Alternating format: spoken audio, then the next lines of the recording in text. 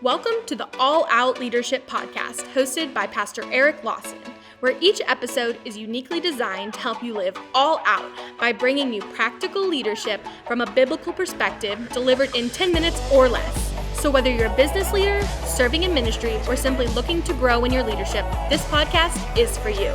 Before we dive into this week's topic, make sure to subscribe to the podcast and download the show notes at ericlawson.com/podcast. And while you're at it, feel free to share the content on social media. Now, let's join Pastor Eric for this week's conversation. Hey everyone, welcome to another edition of the All Out Leadership Podcast. So glad that you are joining us. I look forward to this time with you each and every week. If these podcasts have been an encouragement to you, would you do me a favor? Just email us and let us know how this is helping you. Maybe share any stories or personal testimonies of how this is making a difference in your life. Also, share it with some friends who you think this is going to be an encouragement to them as well. We're continuing in the life and story of David, one of the greatest leaders in all of the Bible. We pick up in 1 Samuel chapter 18. We're going to read verses 1 through 4.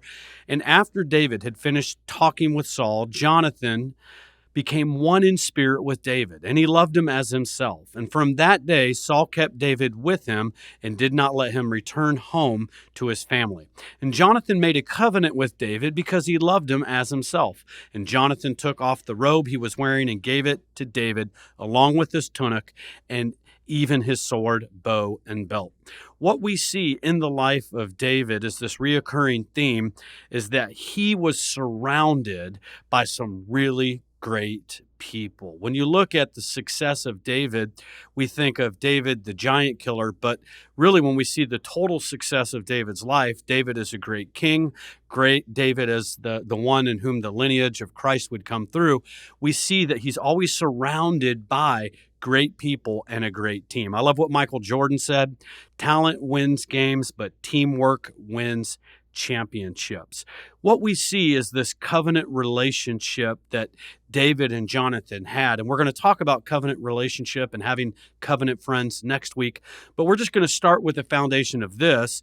And that is the importance of a team around you, the importance of who are you surrounding yourself with.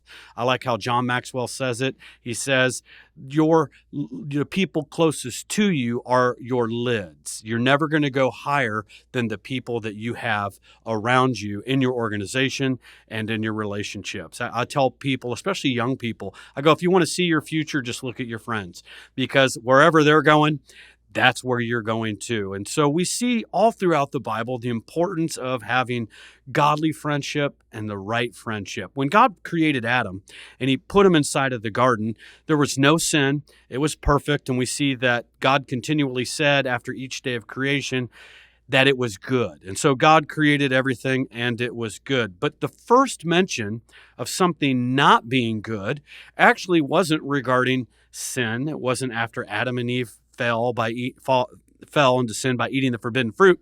It's right here in Genesis chapter 2, verse 18. And the Lord said, "It is not good that man should be alone. I will make a helper comparable to him." Now, in Hebrew, this phrase, not good, is lo tob, and it means it's bad. So here we are in a perfect paradise. Everything is perfect. And God still says it's not good that man is alone. Now, any woman listening to this who is married to a man, you go, yeah, that's right. You know that it is not good when you leave your man alone for too long. Now, the actual context of this is the importance of a godly helpmate and a husband and wife who stand side by side to help one another.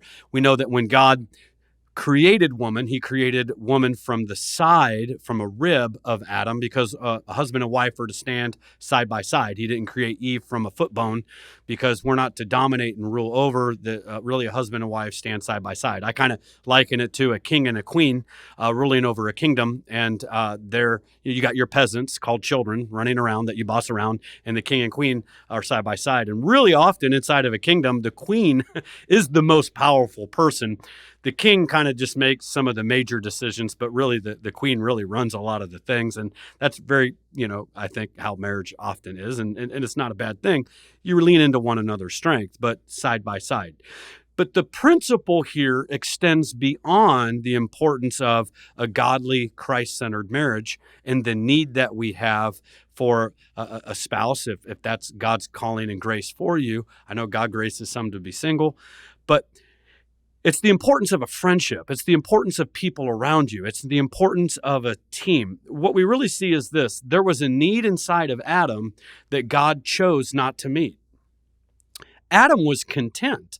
In fact, Adam didn't even realize that he had this need.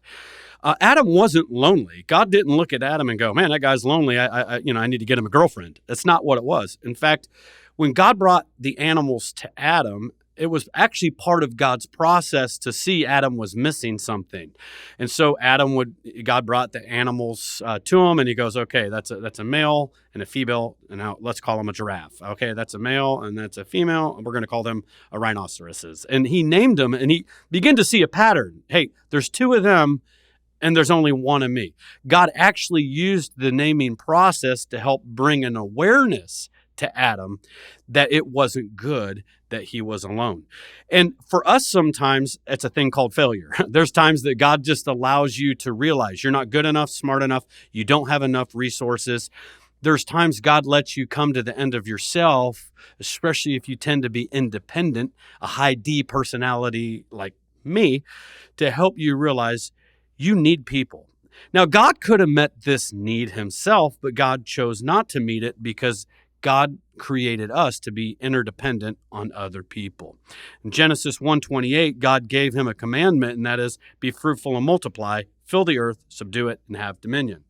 So God gave him a commandment that was impossible to fulfill alone. The mission that God has for you is impossible to fulfill alone. You can't truly multiply who God's called you to be. You can't multiply success. You can't multiply legacy. You'll never fulfill all God's called you to do alone. When we look at Jesus, who was perfect, God incarnate, 100% God, 100% man, what we see is he chose to have a team. He chose to surround himself with people. And in 3.5 years, he invested in that team, and he's now seated at the right hand of Father God. And he created the greatest movement in human history because of the team that he surrounded himself with. When you look at the early church, we see that they were a team. We begin to read Acts chapter 6, and the apostle said, it's not right that we leave the word of God to wait on tables. But the team realized we're a teaching team. We have responsibilities. At Element Church, I operate with a teaching team model. And there are certain ministry needs that it takes a team to meet. And so your success will be directly linked to the people that you surround yourself and have inside of your life. We look at the Apostle Paul, who wrote 2/3 of the New Testament, and we tend to kind of think of Paul the Lone Ranger. But what's interesting, you'll see this reoccurring theme in every epistle that he wrote.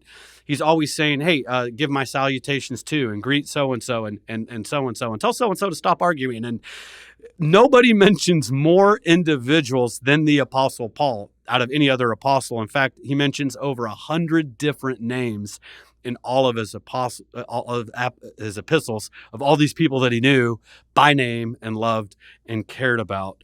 Paul was a great success who planted 26 plus churches, but you'll continually see that he surrounded himself with a team. I'll close with this thought. You might have heard it before, but I love it, and it's just a great natural analogy that God's given us, and that is when you look at the geese who fly in a V formation, every winter it should be a reminder to us, and I think God just put it there to remind us, we will never reach our full destination, our full potential when we're trying to fly solo. This is why you need a church that you're a part of. This is why you need to be part of a small group. This is why you need to be part of a ministry team, because together we fly further. Together we're going to achieve more. In fact, statistics show that geese can fly 70% further as a team in a V formation than they can alone. A couple reasons for that is, first of all, when the geese are out in front and they make this V formation, it creates an uplift of current for them. So the geese in front of them are breaking the drag, the headwind, and they're making it easier, lighter resistance for the people behind them. And I find that all the time, that when I surround myself with the right people, there's a lift. It's the law of lift that kicks in when I have the right people with me and around me. Also, the geese in the back are honking to encourage the geese up front. It can be tiring to be all that God's called you to be. And that's why you need a team of people that are also cheering you on. We see that in Hebrews chapter 12, that there's people in heaven cheering us on. We all need cheerleaders in our life, and everybody needs a team that has cheerleaders on it. And then the third thing is this: it allows rotation. When that geese out front gets tired, they drift to the back and someone else steps up. And that also is a sign of a healthy leader, that they know how to rotate, that you don't have the if it's to be, it's up to me, that you can delegate, that you know that there are other people around you, that they're more gifted to do certain things. And I operate here at Elma Church very much on a team model. The team I have here at this table are outstanding. The staff that we have are exceptional at what they do. None of us are perfect. We all make our mistakes, but you know what? We keep honking and cheering one another on. And occasionally we give a goose bite or two to the person in front of us, but that's part of having fun on a team too. So surround yourself with the right team. We're going to get into a little more detail on a practical side of that next week when we get into Covenant Friends. Thank you for joining us on the All Out Leadership Podcast. We hope you gained new biblical insight that challenged you to grow in your leadership. If you've enjoyed this week's episode, we would love your help in getting the content out farther. You can help by subscribing to the podcast at ericlawson.com/podcast and telling others about it. Next week, Pastor Eric will be back with another episode. So until then, we hope you have a great week being an all-out leader.